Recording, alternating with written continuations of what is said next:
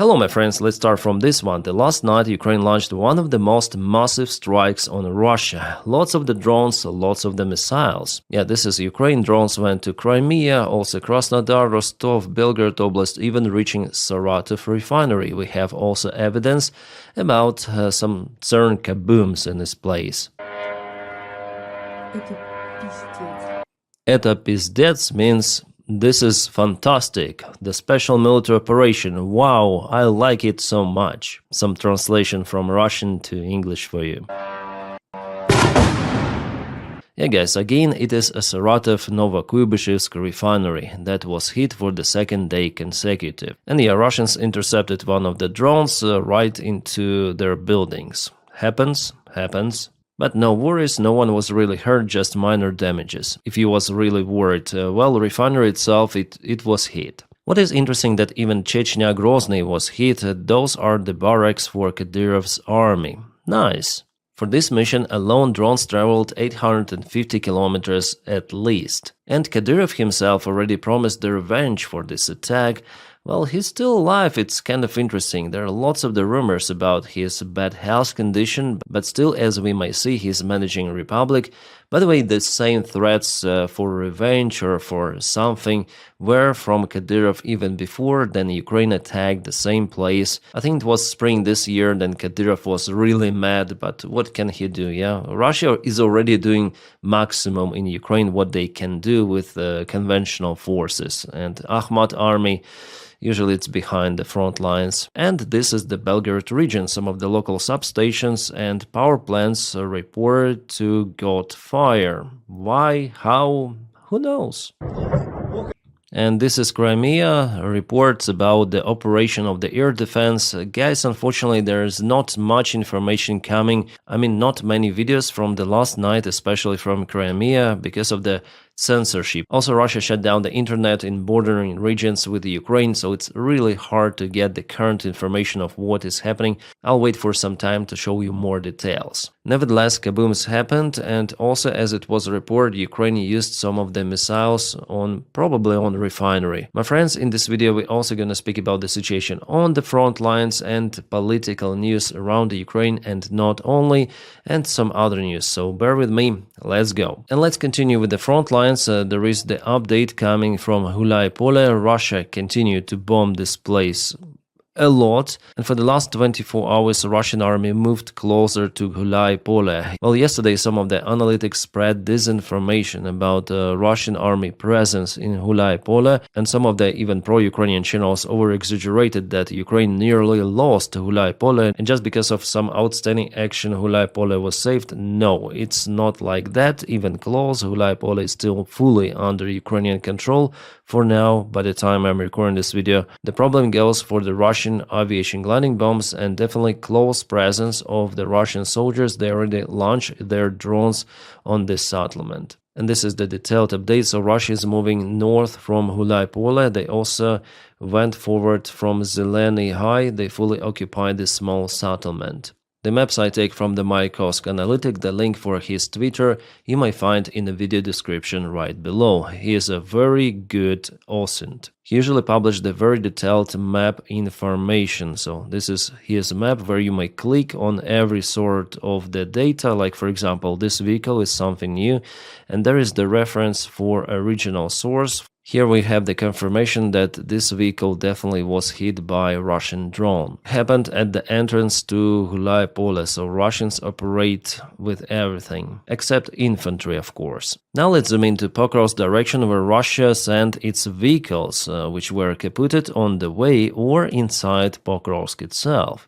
Just yesterday I told you about this place. Well, it was confirmed that it was definitely the Russian tank here, and we have one more Russian tank. Somehow they think that it's kind of profitable to send tanks. Then de facto it's not the place where you may use the tanks effectively. I mean, maybe cover them just like that and use as the turrets. Well, this tank was hit by drone, so completely gone. It was hit several times, no go. And here it was, one more Russian vehicle, BTR. Also on Telegram the image is available. Yeah, this is definitely the Russian BTR-82A. We have also the confirmation from the aerial drone, and it's no-go confirmed. So it really tells that Russia is very serious in sending the heavy armed forces to Pokrovsk itself. But just 2 months ago, Russia withdrew some of the brigades and they sent those to this direction, Novohatska. This is Komar direction. By the way, for the last 24 hours, Russia moved a little towards Ivanivka and even caused some of the losses for Ukrainian army. One tank was hit, but Ukraine is working with the drones. Well, for now, it is early to say whether Russia created the bridgehead in Ivanivka. It could be, it could not be, but the main forces, as we see, is not yet there. It's all the gray area. Russians mainly operate in Ivanivka with their drones. In Novopavlivka, Russia failed miserably, but they now try to expand from Dachna. They took this field with their main forces. Okay. And now let's return to Pokrovsk. The situation here is mainly the same, except heavy Russian vehicle losses. That's it for the last 24 hours.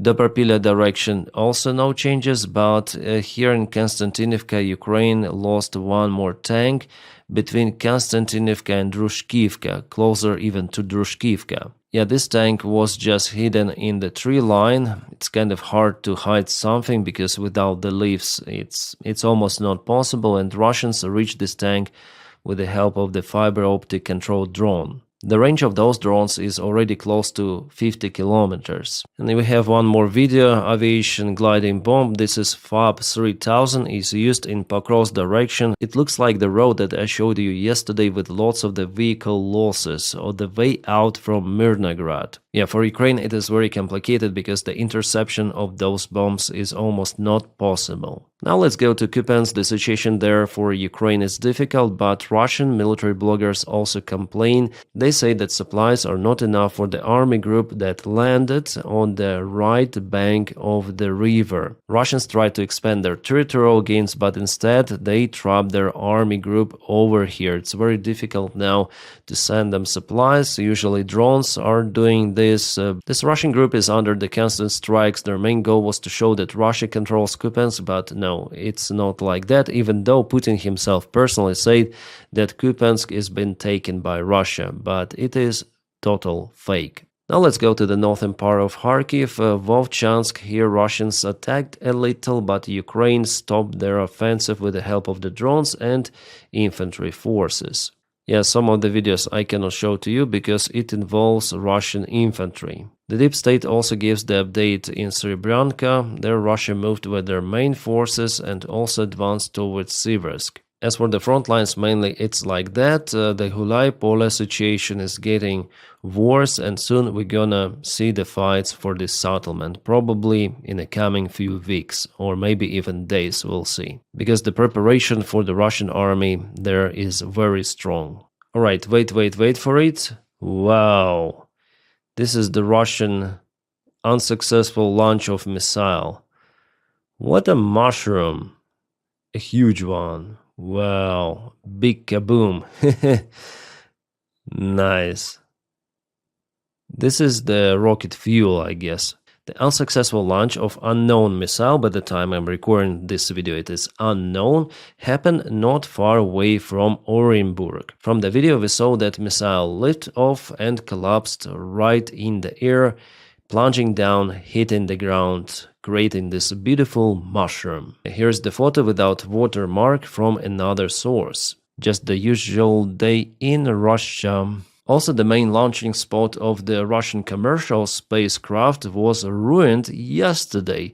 After missile lift-off, the construction was drained down, you may see it here, flushed down as into the toilet. Here we have it, the construction went down, so Russians are not capable to lift missiles into the space any longer. Yeah, this part of the construction is totally absent, and just those arms are okay. Here's the 3D model of it, and this is the picture from inside. So for unknown period of time, Russia left without piloted missions to International Space Station. So this is before, then this toilet was okay, and this is today, then the toilet is totally clogged with the part of the construction. By the way, Russia is launching the same missiles as were developed in USSR 70 years ago already by Ukrainian designer Korolov. No upgrade, no update, just the Soviet heritage that is still working. Oh, a new drone video published by Ukrainian military intelligence. This is Buk air defense system. It was hit on occupied territory.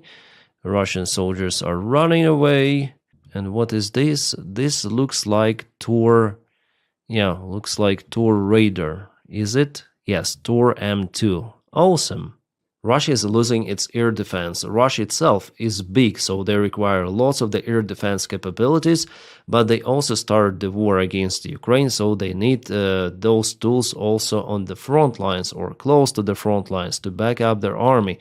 But they cannot do it. That's why we see the strikes deep inside Russia. That's why we see the strikes on Russian positions using Ukrainian drones. The lack of the air defense, especially on the front lines, is one of the biggest problems out there for Russians. And we know that they are unable to compensate that loss with their aviation because it's also quite risky to use aviation in Ukrainian airspace. It seems like Russians find out the tool of how to deal with anti-drone nets covering supply lines. You see they're dropping termite right on top, burning those nets almost completely. Well, probably the only variant is to make those nets from metal, but I think it's not possible. It's not the first time the termite drones are used on the front lines. At first, Ukraine discovered these capabilities, but now you see Russia also into it, and it could be kind of effective here. And now let's go to some of the political news around Ukraine because they're also very important. Alright, we have some breaking news published by Telegraph roughly 1 hour ago. Trump hands Putin Ukraine's occupied territories. Wow, so Trump is up to recognize Crimea and all of the occupied territories of Ukraine as the Russian ones officially, and with that proposition, Witko flies to Moscow the next week.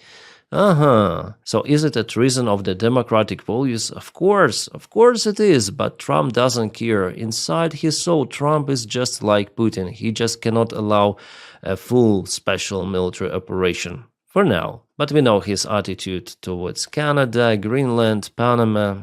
He doesn't recognize the international law, all of the borders of the countries, even the countries who are allies for the United States of America. Well, if the United States recognize the occupied territory as Russian ones, it means the legitimization of the aggressor, and from the legislation perspective, it also might be read as accompanying of aggression state, which is now Russia, according to the international rules, regulations. Yes, Russia is the aggressor, and if you recognize what aggressor took, you justify this aggression. So logically here, United States probably will not supply weapons for Ukraine because they support the country who is fighting for the Russian territories. Yeah, according to the United States in this case. Like, what is happening? But for Ukraine, those territories will not be recognized as the Russian ones. It's understandable, as well as for most of the countries around the world.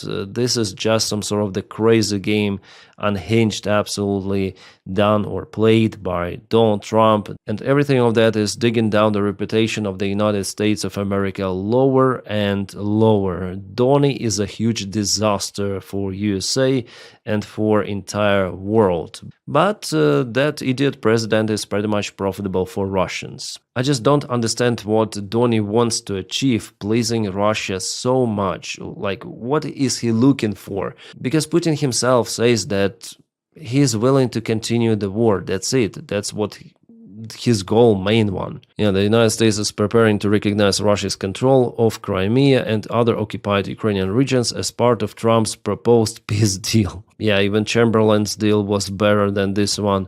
Trump has sent Witkoff and Kushner to Moscow to deliver offer directly to Putin. Ukraine would not be required to recognize these losses. Of course, who would push Ukraine for that? Idiots. Donny is trading someone's territories for some sort of the deal with Russia. After the Second World War, because of those heavy losses, countries agreed not to look through rebordering. Everyone should recognize the border of its neighbor and so on. So it was a jurisdictional document signed by United Nations. It's the international law which has now been absolutely violated by Russia, by United States of America. With that recognition, Donald Trump just encourages, for example, China to attack Taiwan. It's imminent now that China will attack Taiwan. It's just a question whether the United States will help Taiwan in defense. I guess no. And there was the case with Japan even. Then Japan stated that it is willing to fight alongside with allies to defend Taiwan. And Donny said no to Japan, that do not push China too much, because Donny thinks like this some sort of the realtor or businessman. He wants to have this some sort of the tariff deal with China, and he even called to Japan Prime Minister saying, do not push China, do not tell that you are willing to fight with us together. What? Donny is destroying the world order. Well, it's already been destroyed, guys. Today I recorded podcast on my another channel. By the way, it's in the video description right below. You may check out my other channel. I call it a trash one because I record everything I want out there. And I hope today, maximum tomorrow, I'm gonna upload the podcast telling more details about what is happening and how actually democracy is losing it for multiple of the reasons. Unfortunately, we see that, and Donald Trump, he is one of those reasons. Yesterday Putin said that Russia will cease hostiles, then Ukraine troops leave the areas they are now occupying. Ukraine occupying own territory. Okay. And if they don't leave, we will make them. Also, yesterday Putin mentioned that Ukraine is willing to continue the war till the last Ukrainian, and that variant for Russia is okay. Yeah, that's what he said. Russia wants this war to continue, my friends. And Putin again mentioned that Ukrainian government is not a legitimate one. It expired and Zelensky is no one, so with whom should we sign the document? So basically, peace plan will not work, because according to logic, Ukraine and Russia should sign it, but Russia doesn't recognize the signature of Ukraine. So if we listen to Putin, it might look very complicated, but it's just an excuse for Putin to continue the war against Ukraine. Unfortunately, my friends, Russia has more resources and they're capable to gain the ground.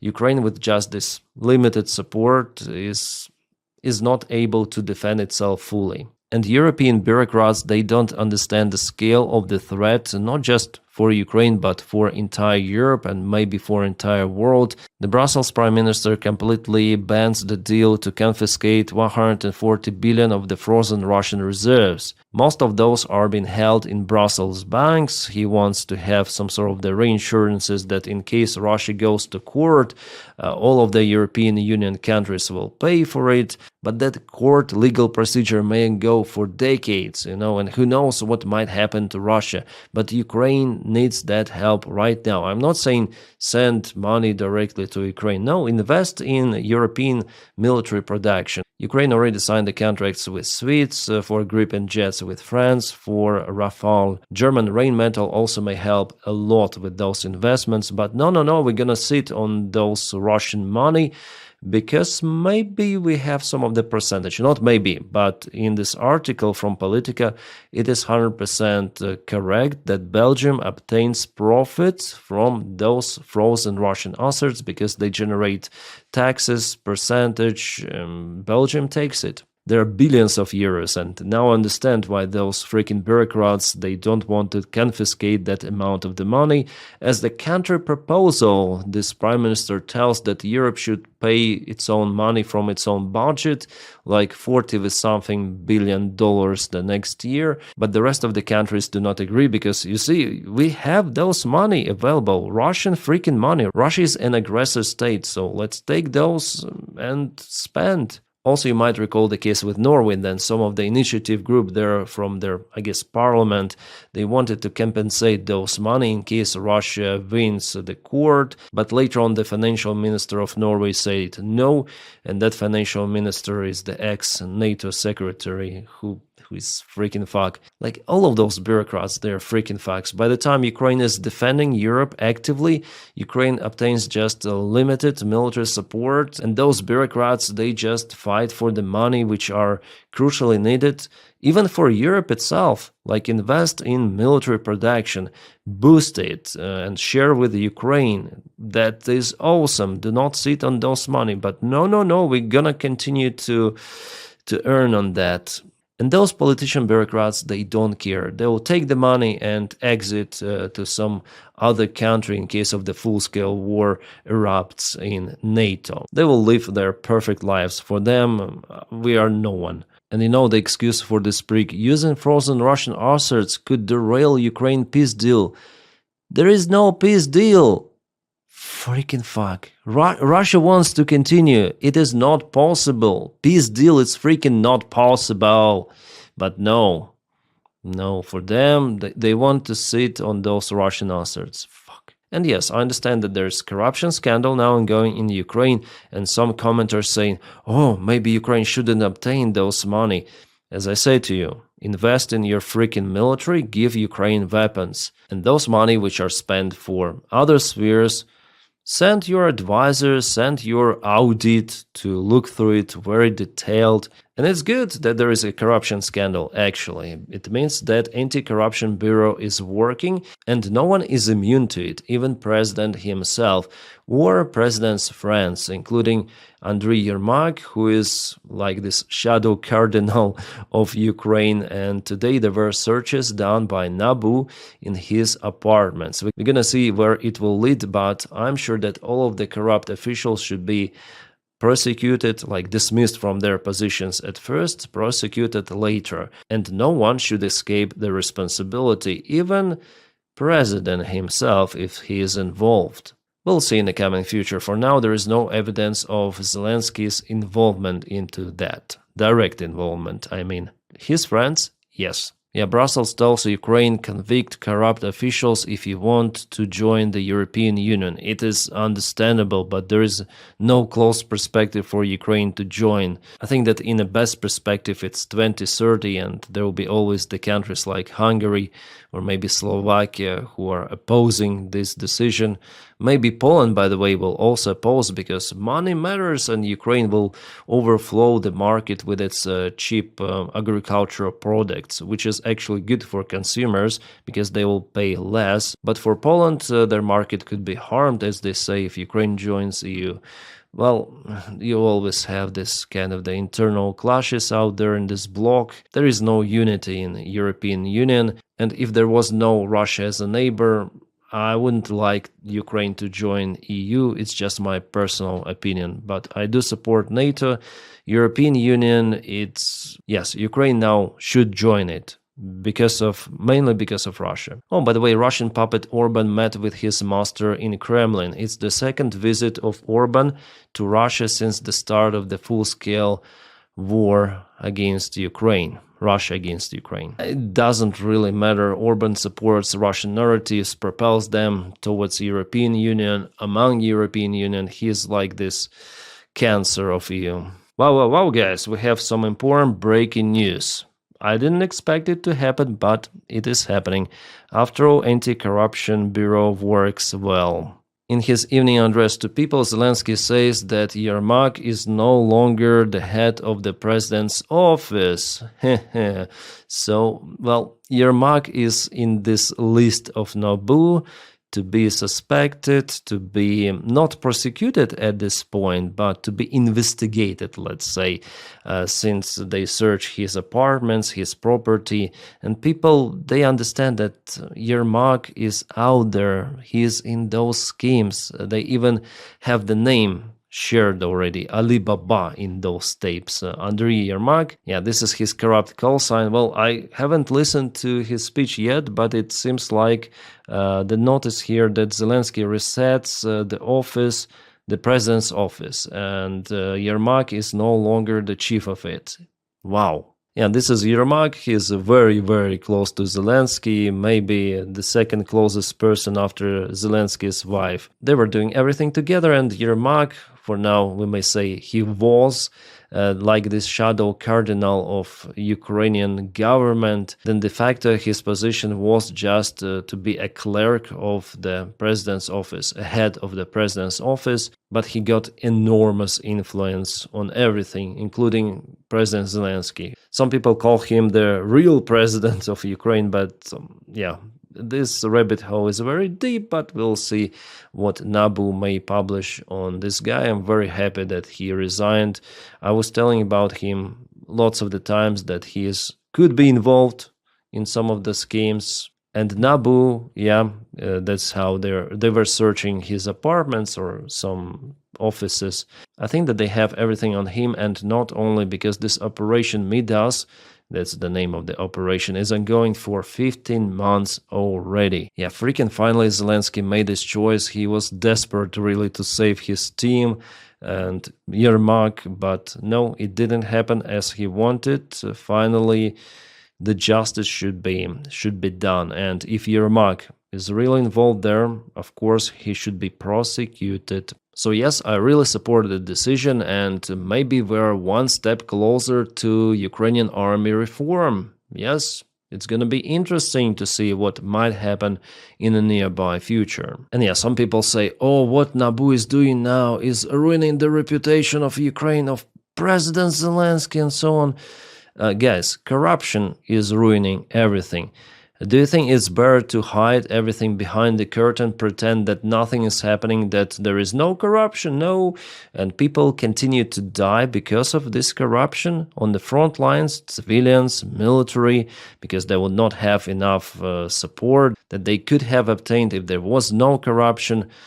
It is one of the most important things to not just speak about it, but to fight against it.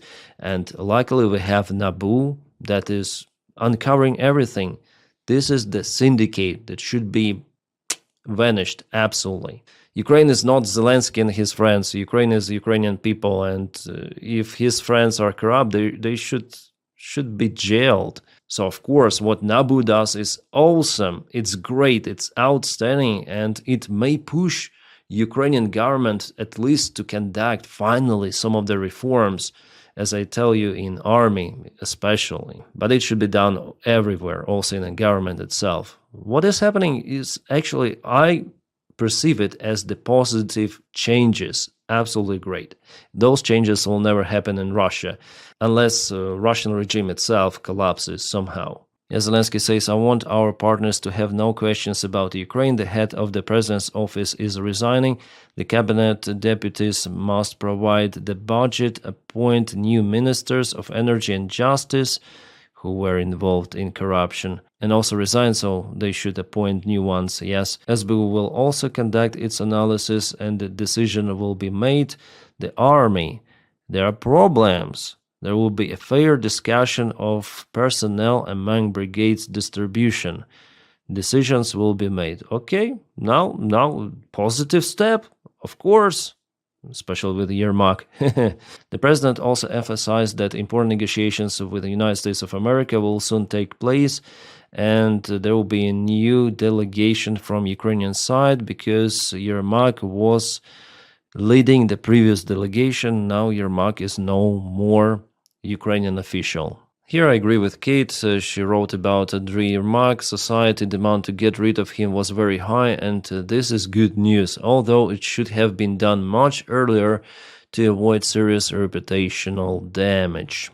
Yeah, I agree, it should have been done long time ago. Just 8 hours ago I retweeted this page. Unelected and lacking popular support, President Volodymyr Zelensky's chief of staff has amassed a level of power rarely seen in modern Ukraine. Now he faces a push to finally leave. 8 hours, or maybe even less, and he left. Nice, fantastic news, guys, and thank you guys for your awesome support for making my job possible. Every day I publish those videos, and you may support me on Patreon, the link for it right in the video description below, or membership of the channel. The membership, you just press button join somewhere over here. Without your support, my job would not be possible. So thank you so much for it. If you don't have the opportunity to support me in that way, you may just press your like to the video and also subscribe for the channel. That is how you help to propel this video in YouTube algorithms. Thank you so much for it too. My friends, I wish you all a peaceful sky wherever you are, and have a great time.